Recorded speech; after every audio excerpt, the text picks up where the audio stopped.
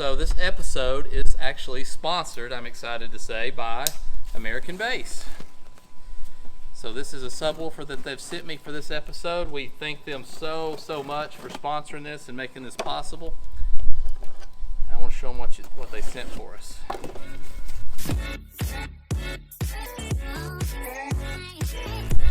But here's what we're looking for right here. This is heavy.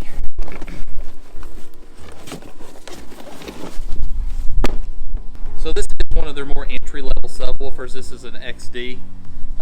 This is right next to the lowest line they sell, and as you can see, it's got a humongous magnet on it. It's got dual voice coils.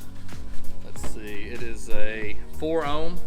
So with 4 ohm, I can run let's see, 600 watt peak power. So it will run RMS 300 watts.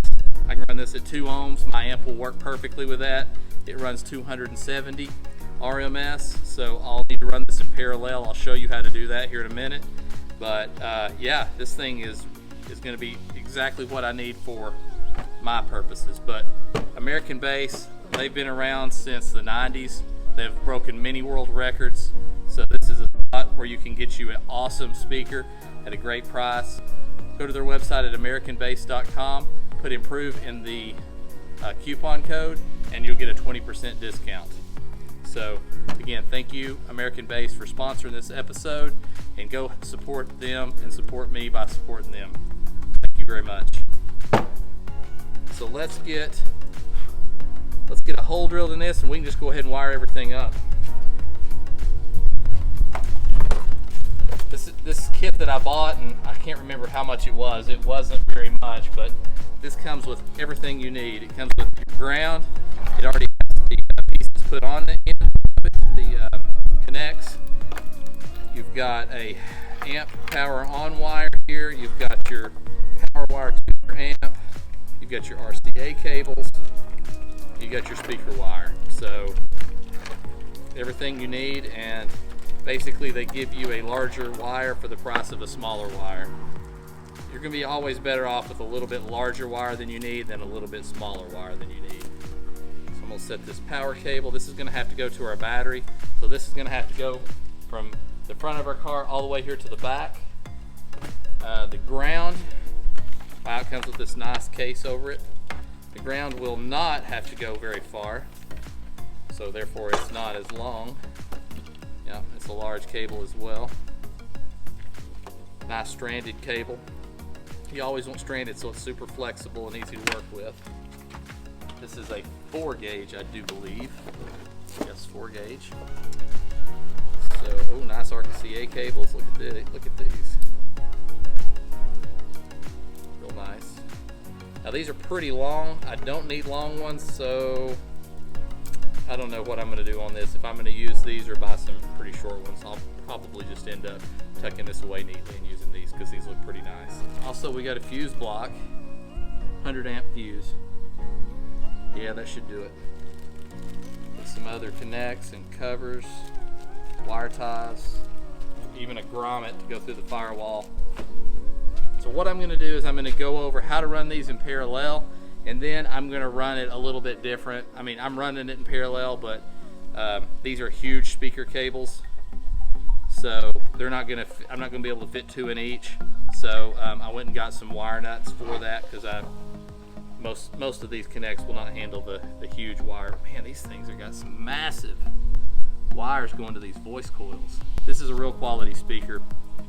I had a kicker for my last one, and it produced quite a bit of bass, and probably more of an entry level, even though it said comp level, but it wasn't anything compared to this. So we're going to keep this super simple today. All we are going to do is we're going to have this dual 4 ohm speaker run at 2 ohms. I have an amp here that runs 1 channel, 270 watts, and that is, if you're running it at 2 ohms, we've got just 2 outputs here. So this is how this will wire up. You'll simply take the positive and wire this over to the positive on the other side, and then wire the negative to to the negative on the other side. And then you'll just run your wires out of either side to your amp. So we've got positive to positive, negative to negative, and this is ready to run at 2 ohms. That's all there is to it. We have our box. The whole back fiberglass piece is finished. Everything is secure, so we're now ready to go. I'm gonna pull this out and gonna put it over on our stands, and we will see about covering the whole front of this.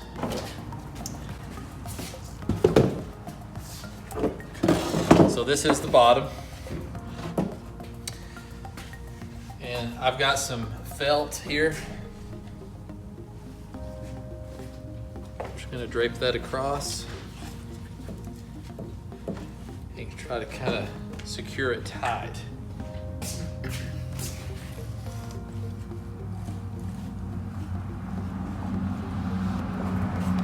And then we're gonna just resin this on.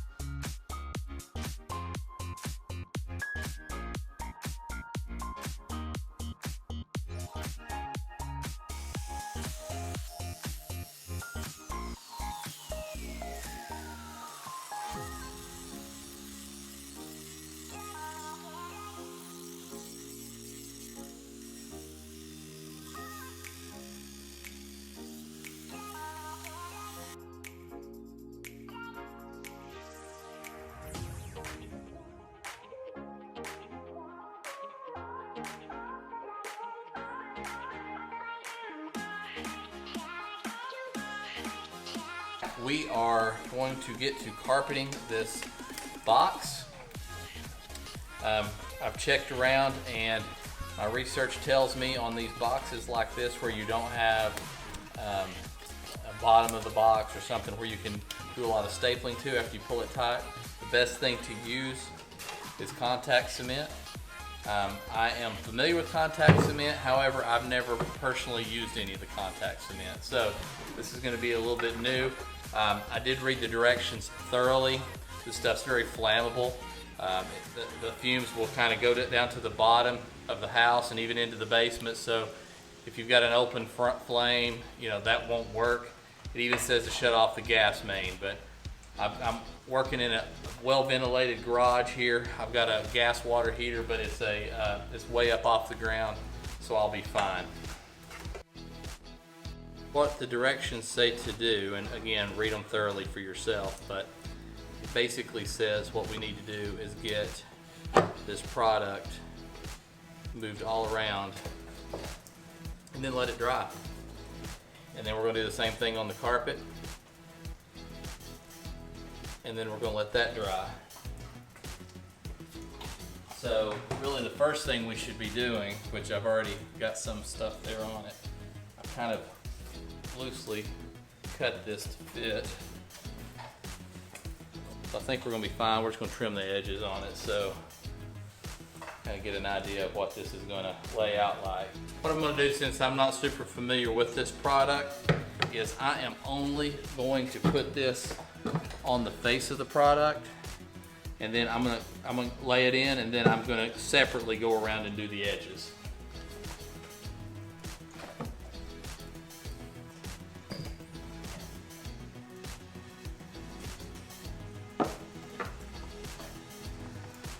So a brush or roller is recommended. I'm going to use a roller. It says if you use a roller, use like a foam, no nap roller like I've got here.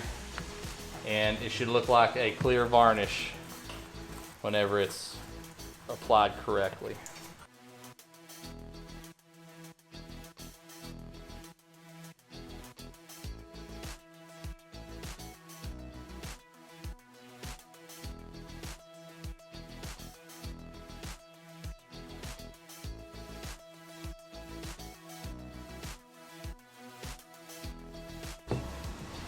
There we go. Let's go ahead and cut our speaker hole out. I just put a new blade in before I started cutting the carpet, and that sure makes a difference.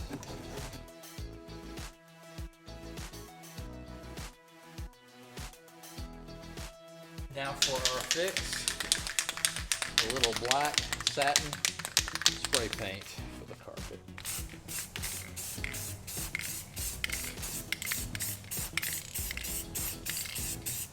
It may not hide everything on the camera, but it hides everything in person.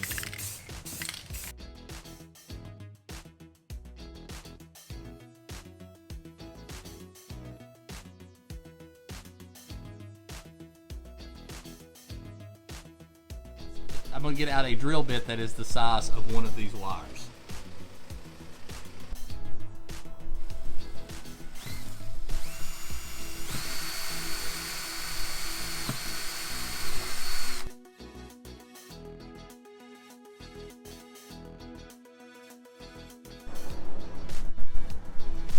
Got plenty of wire going to my amp. Looks like I've got right at 6 feet. Out of the front of the box, I've also got a little better than 6 feet. So what I want to have is enough to pull the speaker out and comfortably disconnect it. I have 6 feet sticking out the front of the box, 6 feet sticking out the back. I'm going to cut this, but I want to leave enough room so that when I'm putting the speaker in, taking the speaker out, which shouldn't happen a whole lot, but that I've got plenty of speaker wire to do that. So this is the amount I left sticking out of the front.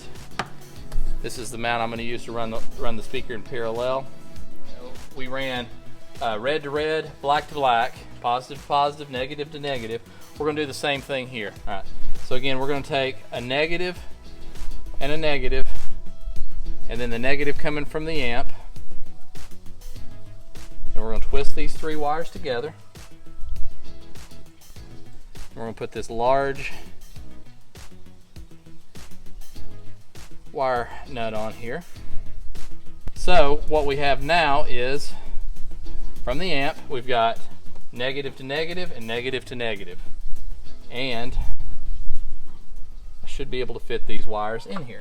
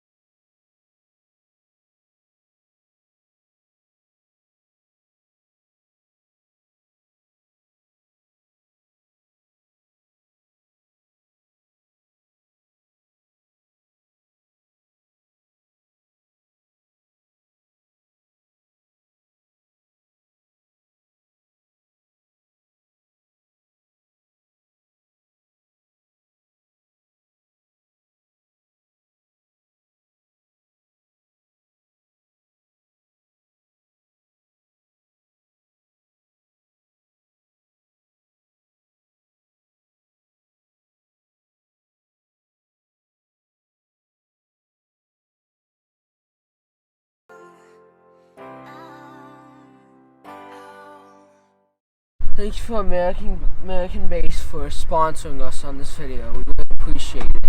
And whoever's watching this should really get one of these. Really good bass sound, and